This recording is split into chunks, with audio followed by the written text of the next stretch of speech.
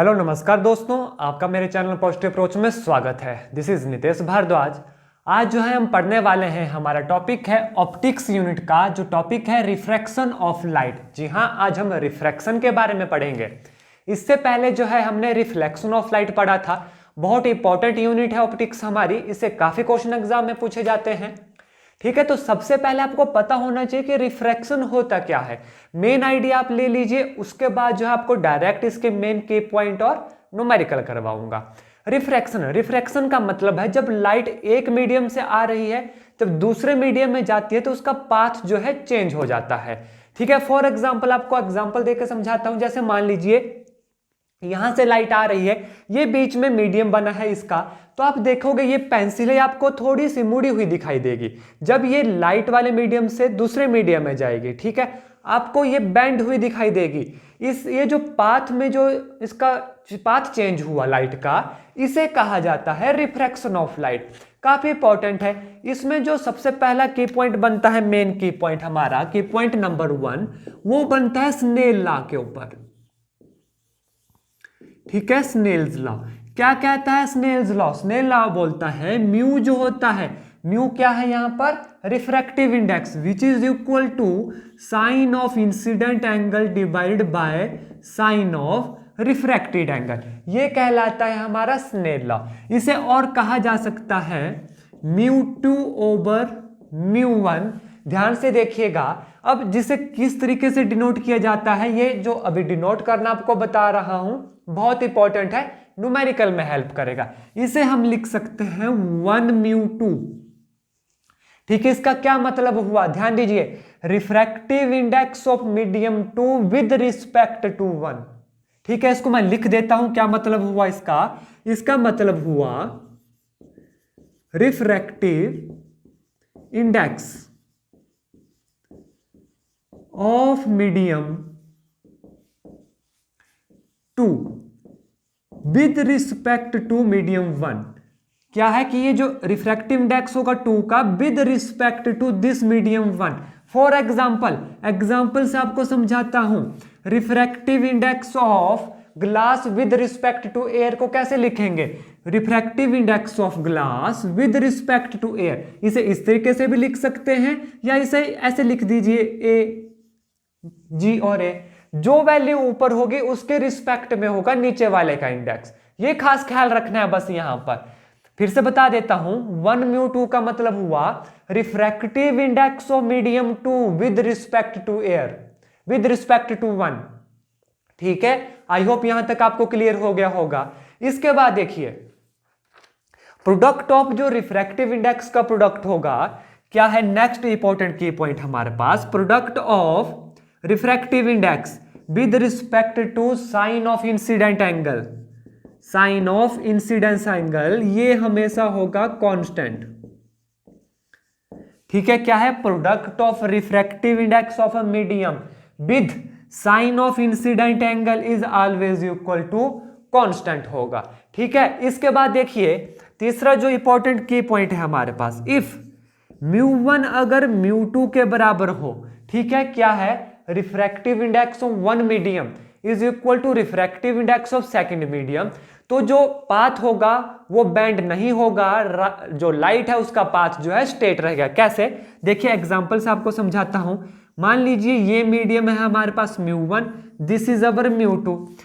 ठीक है, अब देखिए अगर म्यू 1 जो है म्यू 2 के बराबर होगा, तो ये जो पाथ होगा लाइट का, ये होगी स्ट्रेट लाइन। ठीक है, ये क्या होगी? Straight line. अगर म्यू 1 जो है म्यू 2 के बराबर होगा, रिफ्रैक्टिव इंडेक्स होंगे बराबर। दूसरा केस क्या बनता है? अगर म्यू 2 जो है ग्रेटर देन होगा म्यू 1 से, यानी जो रिफ्रैक्टिव इंडेक्स है मीडियम, जो दूसरा मीडियम का रिफ्रैक्टिव इंडेक्स अगर वो बड़ा होगा, तो ध्यान रखना है जो लाइट आएगी, जो उसका पाथ होगा, वो पाथ जो है इस नॉर्मल की तरफ जो है बेंड होगा इस तरीके से। किस केस में? When mu 2 is greater than mu 1। जब रिफ्रैक्टिव इंडेक्स ऑफ मीडियम 2 अगर बड़ा होगा रिफ्रैक्टिव इंडेक्स ऑफ मीडियम 1 से, तो जो लाइट का जो पाथ है वो बेंड होगा किसकी तरफ? Toward normal. ठीक है, नॉर्मल की तरफ आएगा। ये हमारे पास नॉर्मल है, देखिए इसकी तरफ जो है ये बेंड होगा पाथ। तीसरा केस इसमें बनता है, तीसरा केस क्या बनता है, अगर ये जो μ2 है ये लेस देन है μ1 से, यानी refractive index of medium 2 is less than होगा रिफ्रैक्टिव इंडेक्स ऑफ मीडियम 1, तब ये जो लाइट का पाथ है ये जाएगा अवे फ्रॉम द नॉर्मल। ठीक है, देखिए अवे फ्रॉम द नॉर्मल किस केस में, जब μ2 जो है लेस देन होगा μ1 से, यहां पर भी लिख देता हूं अवे फ्रॉम नॉर्मल। ठीक है, जब μ2 जो है लेस देन होगा यानी रिफ्रैक्टिव इंडेक्स जो है छोटा होगा रिफ्रैक्टिव इंडेक्स मीडियम 1 से, तब ये जो पाथ है, ठीक है, ये नॉर्मल से दूर जाएगा। देखिए नॉर्मल से, ये नॉर्मल है हमारे पास, अवे फ्रॉम द नॉर्मल होगा। आई होप यहां तक आपको अच्छे से पता लग गया और आपने नोट डाउन कर लिया होगा। देखिए अब एक न्यूमेरिकल करते हैं, उससे क्लियर हो जाएगा आपको जितना भी तक पढ़ा उसका। देखिए न्यूमेरिकल है, if refractive indices of glass and water with respect to air is 3/2 and 4/3 respectively. What is refractive index of glass with respect to water? ध्यान दीजिएगा जो मैंने आपको बताया, क्या पूछा है, refractive index of glass and water with respect to air is 3/2 and 4/3. देखिए ये है हमारे पास refractive index, ठीक है, with respect to क्या बोला है, ग्लास का, ग्लास का हमें बोला है विद रिस्पेक्ट टू एयर, तो एयर ऊपर होगी, ठीक है, तो किसके बराबर है, 3/2 के। दूसरा दिया गया है refractive index of water with respect to air, कितना दिया गया है, 4/3। ठीक है, ये रिफ्रैक्टिव इंडेक्स दिए गए हैं ग्लास और वाटर का with respect to air, given है। हमसे पूछा है refractive index of glass with respect to water. देखिए जो नीचे होगा वो होगा दूसरे के विद रिस्पेक्ट टू, यानी जो ऊपर है refractive index of glass with respect to water, इसे ऐसे लिखिए चाहे इस तरफ लिखिए। चलिए इसको इस तरीके से लिखते हैं, refractive index of glass with respect to water, ये हमें जो है ज्ञात करना है।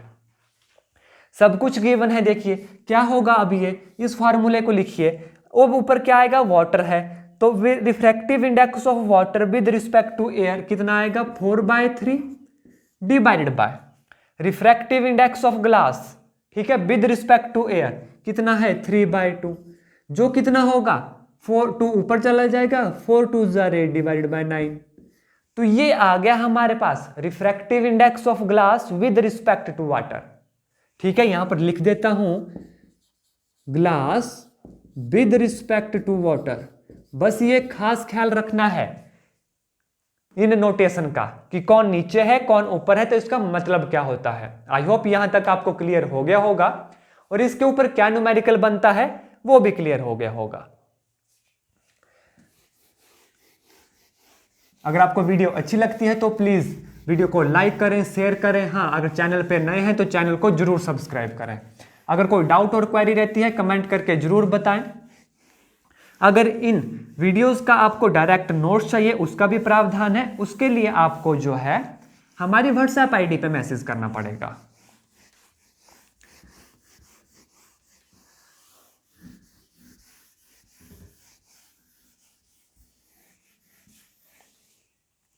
नेक्स्ट देखिए, अब ये जो रिफ्रैक्टिव इंडेक्स है इसका हमारी डे टू डे लाइफ पर क्या फर्क पड़ता है और इससे क्या क्वेश्चन जो है एग्जाम में बन सकता है। तो एक चीज देखिए, ड्यू टू रिफ्रैक्टिव इंडेक्स, ठीक है, रिफ्रैक्शन वाला टॉपिक पढ़ रहे हैं। रिफ्रैक्टिव इंडेक्स की वजह से जो हमारा डे टाइम है, जो हमारा दिन होता है वो 4 मिनट्स बढ़ जाता है। जी हां, 4 मिनट्स से जो है हमारा दिन बढ़ जाता है ड्यू टू रिफ्रैक्टिव इंडेक्स। ठीक है, आई होप यहां तक आपको समझ आ गया होगा। अब एक फॉर्मूला और देखिए, अगर मान लीजिए अभी तक तो हम पढ़ रहे थे रिफ्रैक्टिव इंडेक्स एक मीडियम से दूसरा मीडियम तक, ठीक है। अब मान लीजिए कंपाउंड मीडियम है, फॉर एग्जांपल कोई 2 ग्लास को आपस में जोड़ दिया गया है, कंपाउंड किया गया है, तो उस केस में रिफ्रैक्टिव इंडेक्स का क्या फार्मूला होगा। देखिए ध्यान दीजिए, A mu B refractive index of medium B with respect to A cross B mu C refractive index of C with respect to B, ठीक है, कंपाउंड किया गया है, विच इज इक्वल टू, ये होगा 1/c म्यू ए, जिसे हम लिख सकते हैं a mu C, refractive index of C with respect to A. तो ये फॉर्मूला भी जो है काफी इंपॉर्टेंट फॉर्मूला है। ये है कब, जब किन्हीं दो मीडियम को जो है कंपाउंड किया जाता है आपस में। आई होप यहां तक आपको अच्छे से समझ आ गया होगा।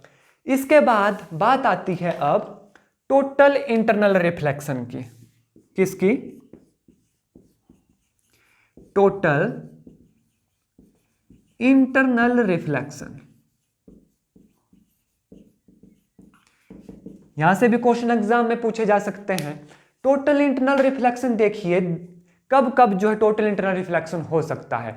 टोटल इंटरनल रिफ्लेक्शन तब एग्जिस्टेंस में आता है जब लाइट जो है डेंसर मीडियम से रेयरर मीडियम में जाती है। ये एक चीज याद रखिएगा, कहां से कहां तक? जब डेंसर मीडियम से जाएगी रेयरर मीडियम में। तो ये इसकी पहली कंडीशन है, किसकी? टोटल इंटरनल रिफ्रैक्शन की। जो लाइट होगी वो डेंसर मीडियम से रेयर मीडियम में जाएगी, तभी जो है टोटल इंटरनल रिफ्लेक्शन पॉसिबल हो पाएगा। ठीक है, इसका जो दूसरा एक और रीजन बनता है कि जो एंगल होगा, ठीक है, कौन सा angle? Angle of incidence in denser medium should be greater than critical angle होना चाहिए। क्या है कि जो इंसिडेंस एंगल होगा, ठीक है, इंसिडेंस एंगल जो हमारे पास होगा, ठीक है, ये ग्रेटर देन होना चाहिए। और किसका इंसिडेंस एंगल? देखिए डेंसर मीडियम का, क्योंकि डेंसर मीडियम से ही वो रेयर मीडियम में जाएगी। तो इंसिडेंस एंगल हमेशा ग्रेटर देन होना चाहिए क्रिटिकल एंगल से। साइन सी क्या कहलाता है? Critical angle. और एटलीस्ट इक्वल टू या बराबर हो जाए, लेकिन मोस्ट ऑफ द केसेस में ये बड़ा होना चाहिए। ठीक है, जो इंसिडेंस एंगल होगा वो बड़ा होना चाहिए क्रिटिकल एंगल से। जहां पर साइन सी क्या है हमारे पास? This is our critical angle. यहां से भी क्वेश्चन बन सकते हैं। और एक चीज और समझिए, ये जो क्रिटिकल एंगल होता है साइन सी, ये डिपेंड करता है कलर ऑफ लाइट के ऊपर भी। किस पे डिपेंड करता है? Depends upon colour of light. Colour of light पे भी जो है ये क्रिटिकल एंगल हमारा डिपेंड करता है। तो क्या आया? टोटल इंटरनल रिफ्लेक्शन के लिए दो कंडीशन है। पहली वन कि डेंसर से रेयर मीडियम में जानी चाहिए, दूसरी इंसिडेंस एंगल होगा जो किस पे है? डेंसर मीडियम पे, वो बड़ा होना चाहिए क्रिटिकल एंगल से, और एटलीस्ट कम से कम बराबर तो होना ही चाहिए, या उससे बड़ा या बराबर, इससे छोटा नहीं होना चाहिए। अगर छोटा हुआ तो टोटल इंटरनल रिफ्लेक्शन जो है नहीं होगी। इसके बाद जो नेक्स्ट इंपॉर्टेंट की पॉइंट बनता है, जब टोटल इंटरनल रिफ्लेक्शन होती है तो 100% लाइट जो है रिफ्लेक्टेड बैक हो जाती है। 100% light reflected back in same medium. ठीक है, सेम मीडियम में 100% जो 100% लाइट जो है रिफ्लेक्टेड बैक हो जाती है विदाउट लॉस ऑफ इंटेंसिटी। कोई भी इंटेंसिटी लॉस नहीं होती, विदाउट लॉस ऑफ इंटेंसिटी। ठीक है, जब मिरर के केस में या लेंस के केस में जो है लाइट रिफ्लेक्ट होती है, उस केस में जो है इंटेंसिटी लूज होती है। लेकिन जब टोटल इंटरनल रिफ्लेक्शन होता है तो 100% लाइट जो है वापिस होती है, कोई भी लॉस ऑफ इंटेंसिटी नहीं होती। इसलिए जो टोटल इंटरनल रिफ्लेक्शन होती है वो ब्राइटर होती है। ठीक है, ब्राइटर होगी ये, क्योंकि इसमें जो है देखिए विदाउट लॉस ऑफ इंटेंसिटी, कोई भी इंटेंसिटी लूज नहीं होती एज कंपेयर टू मिरर और लेंस।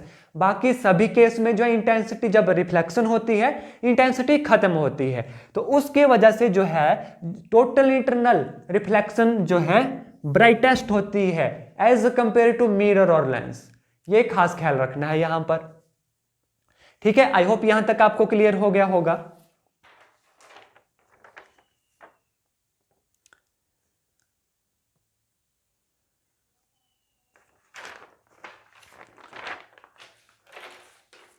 ठीक है, इसके बाद जो लास्ट की पॉइंट रहता है, ठीक है, एक चीज आपको बता दूं, इसकी जो एप्लीकेशन है, एप्लीकेशन क्या रहती है टोटल इंटरनल रिफ्लेक्शन की। सबसे पहले एप्लीकेशन तो आपने देखी होगी, रेनबो बनता है इसी की वजह से, रेनबो जो बनता है। दूसरा, ब्रिलियंस ऑफ डायमंड, ठीक है, डायमंड चमकता है किसके वजह से, टोटल इंटरनल रिफ्लेक्शन की वजह से। तीसरा जो हो गया मिराज, ठीक है, मिराज हो गया। एक चौथा अभी आप एप्लीकेशन बताता हूं, ऑप्टिकल फाइबर में भी इसका यूज होता है। जी हाँ, ऑप्टिकल फाइबर, जो भी फाइबर का नाम आपने सुना है, जैसे जियो फाइबर, जितनी भी ऑप्टिकल फाइबर्स होती हैं उन सब में जो है टोटल इंटरनल रिफ्लेक्शन का यूज होता है। बशर्ते क्या है, एक शर्त होती है ऑप्टिकल फाइबर में, क्या है कि ये जो इंसिडेंट एंगल होगा ये हमेशा ग्रेटर देन होगा क्रिटिकल एंगल से, इक्वल टू नहीं होना चाहिए, वहां पर हमेशा बड़ा होना चाहिए क्रिटिकल एंगल से। किस केस में, ऑप्टिकल फाइबर के केस में। आई होप यहां तक आपको सब अच्छे से समझ आ गया होगा, और जो है जितना मैंने आपको करवाया नोट डाउन कर लिया होगा। अभी एक क्वेश्चन मेरे माइंड में आया, क्योंकि शायद टेट में वो क्वेश्चन पूछा गया था कि जब एक मीडियम से लाइट दूसरे मीडियम में जाती है तो क्या चीज जो है कांस्टेंट रहती है। देखिए फॉर एग्जांपल इंटेंसिटी हो गई,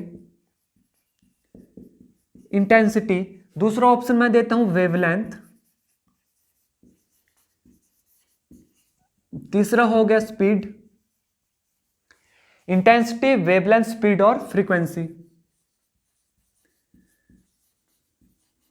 काफी इंपॉर्टेंट क्वेश्चन है कि देखिए जब लाइट एक मीडियम से दूसरे मीडियम में गई तो क्या चीज जो है कांस्टेंट रहेगी। अब ध्यान दीजिए, जब वो मान लीजिए अगर हवा से जो है पानी में गई तो स्पीड के ऊपर तो फर्क पड़ेगा, यानी ये चीज तो चेंज होगी, ठीक है। सिमिलरली इंटेंसिटी भी चेंज होगा, अगर मान लीजिए हवा से पानी के बीच में जाएगी इंटेंसिटी का भी लॉस होगा, तो ये चीज भी कांस्टेंट नहीं रहेगी। सिमिलरली वेवलेंथ भी जो है कांस्टेंट नहीं रहती, ठीक है। तो क्या चीज बचती है हमारे पास, फ्रीक्वेंसी। तो फ्रीक्वेंसी जो है एक ऐसी चीज है, जब लाइट एक मीडियम से ट्रेवल करेगी दूसरे मीडियम में तो फ्रीक्वेंसी एकमात्र ऐसी चीज है जो क्या रहेगी, कांस्टेंट। बाकी स्पीड, इंटेंसिटी, वेवलेंथ ये सारी चीजें जो है चेंज होगी। तो आज की वीडियो में सिर्फ इतना ही। रिफ्रैक्शन ऑफ लाइट में यही मेन की पॉइंट्स बनते थे। कल जो है हम है पार्ट रिफ्लेक्शन ऑफ लाइट का ही, लेकिन लेंसेज के बारे में पढ़ेंगे, और कॉनकेव लेंस, कॉन्वेक्स लेंस, उनकी एप्लीकेशन क्या रहती है, लेंस फॉर्मूला हो गया, किस तरीके के क्वेश्चन एग्जाम में लेंसेज से पूछे जा सकते हैं, वो सब जो है हम नेक्स्ट वीडियो में पढ़ेंगे। आई होप जितना मैंने आपको करवाया अच्छे से समझ आ गया होगा। फिर भी कोई डाउट क्वेरी रहती है कमेंट करके जरूर बताएं। अगर अभी तक मैथमेटिक्स का पेड बैच आपने ज्वाइन नहीं किया है, सिर्फ 3 सीट्स बची हैं मैथमेटिक्स पेड क्लासेस की, बाकी सीटें फुलफिल हैं। तो उसके लिए आप हमें हमारी व्हाट्सएप आईडी पे मैसेज कर सकते हैं। धन्यवाद। जय हिंद, जय भारत।